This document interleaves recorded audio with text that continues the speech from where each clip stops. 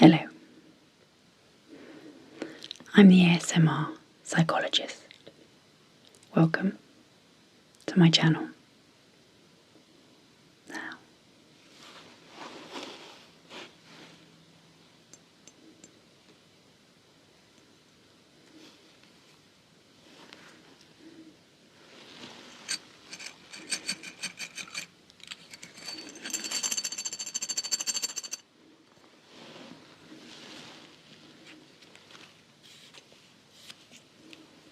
today,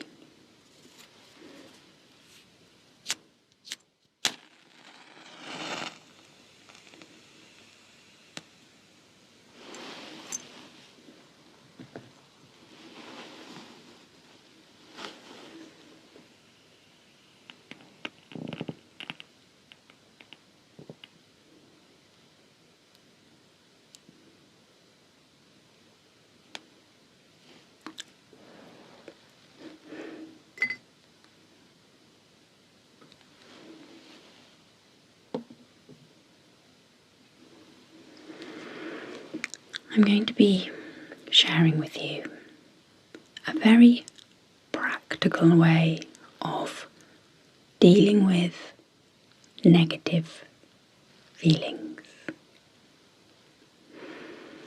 Now, this can bring really quite immediate relief for problems like anxiety and stress, low mood, depression, even issues with self-esteem and confidence. Now, like any of these strategies or techniques, you do need to combine it with others. I think there are, if there are any, very few techniques that can give you everything you need. But if you combine this particular technique with ones that help you to, over the longer term, resolve the factors that underlie your distress and your discomfort, it can be a very, very effective short-term way of coping with difficulties. It's the very simple endeavour of a routine. A particular type of routine can alleviate the strongest negative feelings. So much so that evidence-based treatments for anxiety and depression usually begin by helping you to structure or restructure your day. And this is because routines, structures, provide us with 4 important things. The first of these is a routine can create certainty. And we do like certainty. For our ancestors, this was a survival strategy. Certainty provided a survival advantage. If our ancestors knew what was coming next, it was easier to defend themselves, protect themselves. And as a result of this, we are programmed to seek out certainty.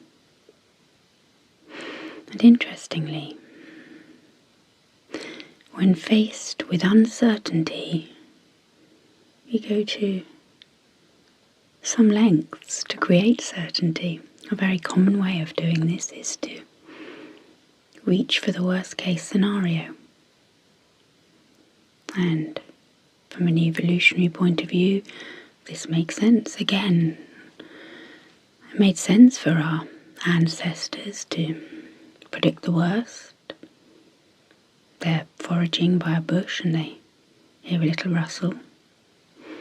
It makes sense to assume there's something in there that might eat them and run. All that's been lost is a little foraging time. In that situation, if they didn't reach for the worst case scenario, and there was something in that bush, more than foraging time could be lost. Obviously, this tendency is less relevant to us today, to the way that we live our lives, but evolution is a very slow process, so we retain this desire for certainty, and we have two ways at our disposal to create it. We can reach for the worst case scenario with all the discomfort that brings, or we can create a routine for ourselves to soften the edges of the uncertainty. Okay. So the second thing that a routine can provide for us is an opportunity for a sense of achievement. So if we include in our routine activities that give us a sense of our strengths, our skills, a sense of mastery, a sense of achievement. This is incredibly important for our self-esteem, for feeling as if we have worth and value. And self-esteem is the key or foundation for mental health. And it can be anything. And actually I think a range of tasks that give us a sense of achievement is a good idea. From cleaning the oven to learning and practicing a new skill. Okay, so the third thing that a routine can offer us is the opportunity, very simply, to enjoy ourselves for a little bit of happiness, a little bit of pleasure. So it's very important to include in your routine activities that lift your mood, calm your anxiety. Now, interestingly, if you've been in a not so good place for a while, you may notice that you've lost connection with the things that you enjoy, that bring you pleasure. So you may have to experiment a little bit to rediscover these things. But then you need to pepper them through your day. The thing is, if we treat ourselves as if we have worth and value, we treat ourselves as if we deserve to engage in activities that bring us happiness, pleasure, we'll start to believe that. Okay. So the fourth and final thing that a routine can provide us with is containment. Having a routine, a structure, can contain our thoughts and feelings. And it does this in two ways. The first is a routine creates a kind of gentle rhythm that pulls us through the day, gently, slowly, but rhythmically. And we're hardwired, this is interesting, we're hardwired to feel comfortable with rhythms. And this has, like many things, an evolutionary basis for our ancestors. A rhythm enabled group cohesiveness, synchronicity, which ultimately enabled our ancestors to defend their territories better. And again, this is less relevant for the way that we live our lives, but we know evolution is a slow process. So we retain that draw to a rhythm. The other way that a routine contains us is it keeps us connected to the present. Now, you may have noticed this about your mind, but our minds have a tendency to flit from the past to the future. In the past, we're reviewing, regretting, and in the future, we're planning, predicting. But the only thing that is real is the present moment. What is happening right now? The past is over. We can't influence or change that. The future only actually exists in our imagination. So it isn't real. Can't actually influence that either. And this is why it's quite destabilizing to spend too much time in the past or the future. We're actually incredibly well equipped to deal with what's right in front of us, what's happening moment to moment. So we can feel, or do feel, a lot more balanced and contained when we are able to stay present. And a routine connects us or grounds us in the present moment, thus containing us. Okay, so this is a very practical, a very concrete way you can help yourself. You can manage your negative feelings. 3 tips though, before we end. Begin by setting out your routine, and I would suggest there's a little variation in it. So there's a difference between what you do on a weekday or a work day and what you do on a weekend or rest day. That variation is quite important. It's quite containing in itself, actually. Then, when you're planning your days, make sure there's a mix of activities. A mix of what you need to do and what you want to do.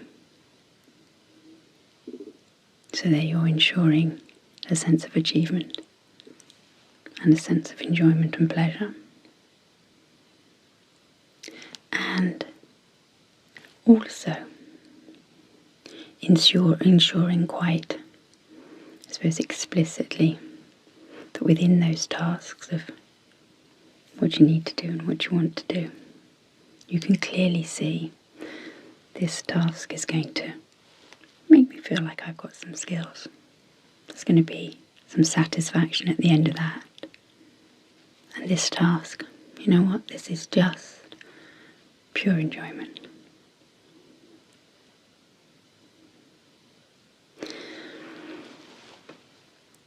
It's easy to turn what has the potential to be good into something not so good. So keep an eye on this. Make sure you don't get too tangled up in making too many rules for yourself. Allow some flexibility and make sure that you're always open to reviewing what you're doing. I always think it's a good idea just before you go to bed to review how your day went, how your routine is working out, and based on that, plan tomorrow. So it's developing in an organic way, but in a way that fits with what you need, because what you needed last week might not be what you need next week. Okay, so that's the end of the information part of this video. For those of you who would now like to drift off to sleep, I'm going to do a little sleep induction for you. Okay, so get comfortable into a position you'd like to fall asleep into. And close your eyes if they're not already closed. And focus for a moment or two on your breath. Begin by breathing in through your nose and out through your mouth. Breathing in a calmness and a peace, and breathing out any stress or strain left over from your day. Breathing in and out, creating a rhythm for yourself right there that's containing and absorbing and calming. Now gently close your mouth and continue to breathe just through your nose. This is a very effective way of calming your nervous system, of switching it from the fight-flight mode, the doing mode of the day, to the resting mode of the night.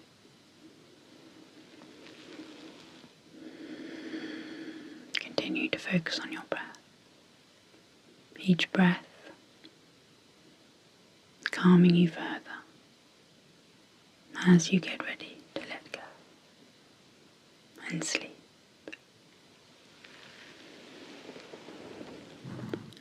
Sleep. Sleep.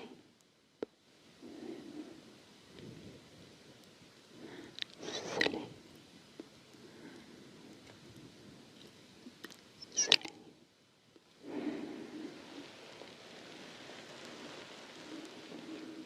Everything is just as it should be. The day is over. Your work is done. Nothing left to do now but drift off into a deep, restful sleep from which you will awake tomorrow fully refreshed, ready to face your day. Comfortable and warm, confident that you can take forward what you've learned today to improve your experience of your day, to settle your mind, to calm your body. Time now to let go and sleep. Sleep.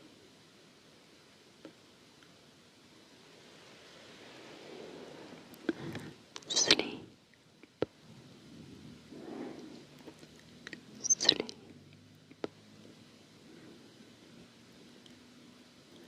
Sleep.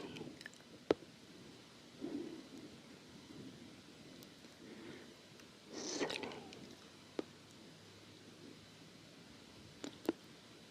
Sleep.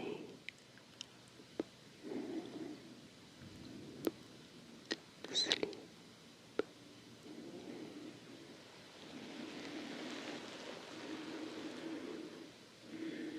And as you drift off, my voice starts to sound more distant, a sign that you are slipping